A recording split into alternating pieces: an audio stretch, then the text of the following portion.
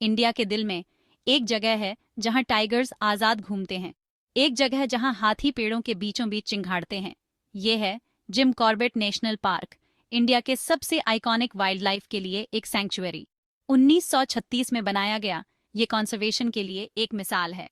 Nature lovers और adventurers दोनों के लिए एक हेवन। ये पार्क एक लेजेंड है। इसे पहले हेली नेशनल पार्क कहा जाता था।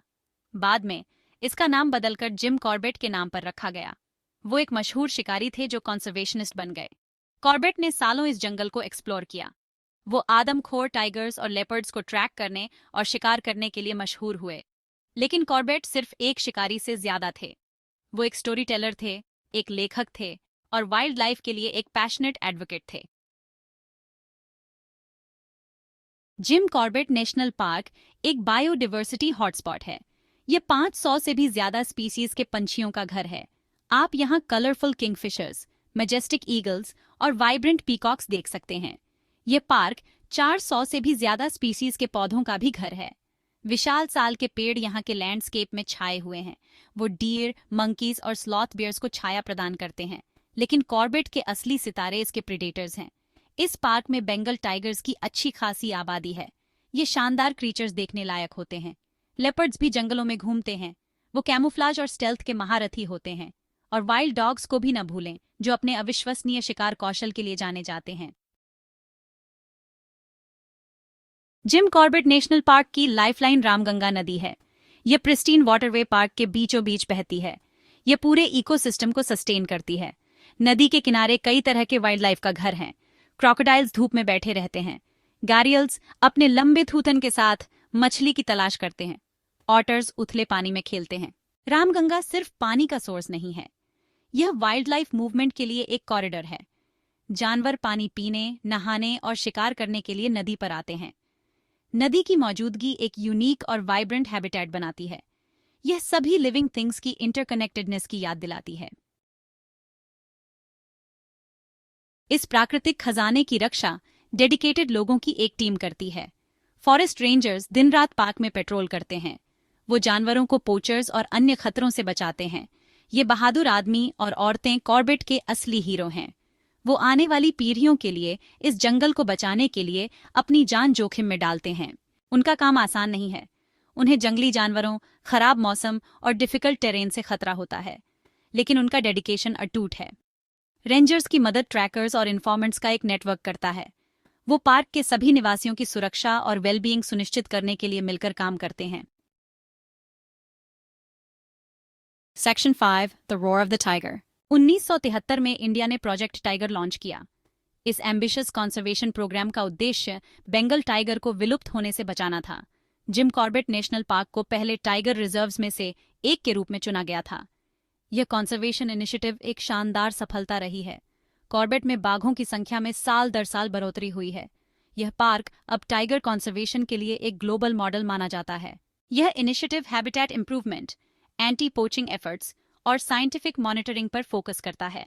इसमें लोकल कम्युनिटीज को भी कंजर्वेशन एफर्ट्स में शामिल किया जाता है। यह कंजर्वेशन इनिशिएटिव इस बात का एक शानदार उदाहरण है कि डेडिकेटेड कंजर्वेशन एफर्ट्स से क्या हासिल किया जा सकता है। यह हमारे ग्रह की बायोडिवर्सिटी की रक्षा में ह्यूमन इंटरवेंशन की शक्ति का प्रमाण है।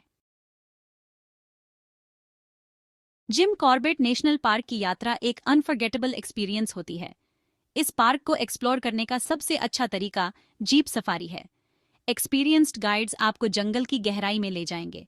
सफारी का थ्रिल लाजवाब होता है। आप नहीं जानते कि अगले मोड़ पर आपका सामना किससे हो सकता है। झाड़ियों में छिपा हुआ बाघ, हाथियों का झुंड आपका रास्ता पार कर रहा है।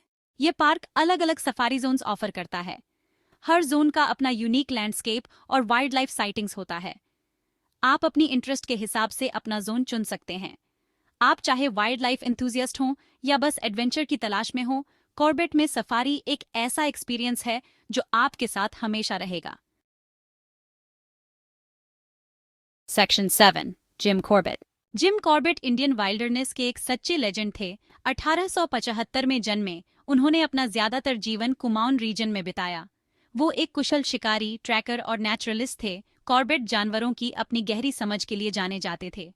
वो उनका सम्मान करते थे, यहाँ तक कि उनका भी जिनका वो शिकार करते थे, उनका मानना था कि शिकार तभी करना चाहिए जब जरूरी हो, इंसानी जीवन की रक्षा के लिए।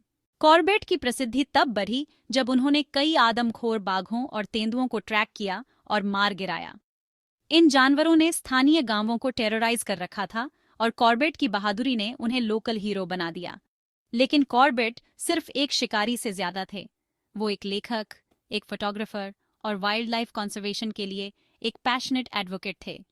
वो इंडिया की नेचुरल हेरिटेज की रक्षा में विश्वास करते थे। जिम कॉर्बेट की विरासत उनके शिकार के कारनामों से कहीं आगे तक फैली हुई है। उन्होंने कहानियों, किताबों और तस्वीरों का एक खजाना छोड़ा है जो आज भी पाठकों को अपनी कैप्टिवेट करता है। उनकी सबसे फेमस किताब मैन ईटर्स ऑफ कुमाऊन आदमखोर बाघों और तेंदुओं के साथ उनकी रोमांचक मुलाकातों के बारे में बताती है।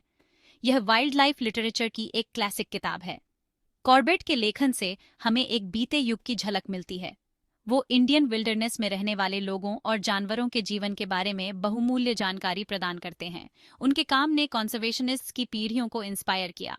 उन्होंने हमें हमारे ग्रह के प्रेशियस वाइल्ड लाइफ को समझने, उनका सम्मान करने और उनकी रक्षा करने का महत्व सिखाया।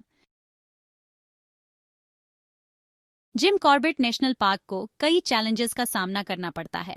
पोचिंग, हैबिटेट लॉस और ह्यूमन वाइल्ड लाइफ कॉन्फ्लिक्ट इस इकोसिस्टम के नाजुक संतुलन को खतरा पैदा करते हैं। पार्क के अधिकारी इन चैलेंजेस से निपटने के लिए लगातार काम कर रहे हैं। वो एंटी पोचिंग पेट्रोल्स करते हैं, वाइल्ड लाइफ पॉपुलेशंस की निगरानी करते हैं और लोकल कम्युनिटीज को एजुकेट करते हैं। कंजर्वेशन एक ऑनगोइंग एफर्ट है। इसके लिए सरकार, लोकल कम्युनिटीज और आप जैसे विजिटर्स के कमिटमेंट की जरूरत है। रिस्पॉन्सिबल टूरिज्म को सपोर्ट करके और अवेयरनेस फैलाकर हम सभी आने वाली पीढ़ियों के लिए इस प्राकृतिक खजाने के संरक्षण में अपना योगदान दे सकते हैं। जिम कॉर्बेट नेशनल पार्क हमारे ग्रह की ऑ इंस्पायरिंग सुंदरता और बायोडाइवर्सिटी की याद दिलाता है। यह एक ऐसी जगह है जहां नेचर अभी भी सुप्रीम है, लेकिन यह पैराडाइज खतरे में है। इसकी रक्षा के लिए हमें अभी एक्ट करना होगा। हमें कंजर्वेशन एफर्ट्स को सपोर्ट करना चाहिए, एनवायरनमेंट पर अपने इम्पैक्ट को कम करना चाहिए और अवेयरनेस फैलानी चाहिए। हर व्यक्ति डिफरेंस ला सकता है। इको फ्रेंडली ट्रैवल ऑप्शंस चुनें। वाइल्ड लाइफ और उनके हैबिटेट का सम्मान करें। कॉर्बेट की रक्षा के लिए काम करने वाले ऑर्गेनाइजेशंस को सपोर्ट करें।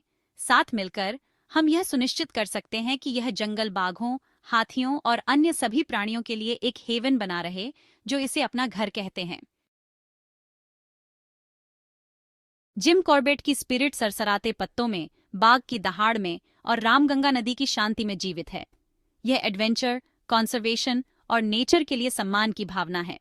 जैसे ही आप जंगल के किनारे पर खड़े होते हैं, जंगली जानवरों की आवाजें सुनते हैं, कॉर्बेट के शब्दों को याद रखें, जंगल न्यूट्रल है। यह इंसान है जो इसे हॉस्टिल या फ्रेंडली बनाता है।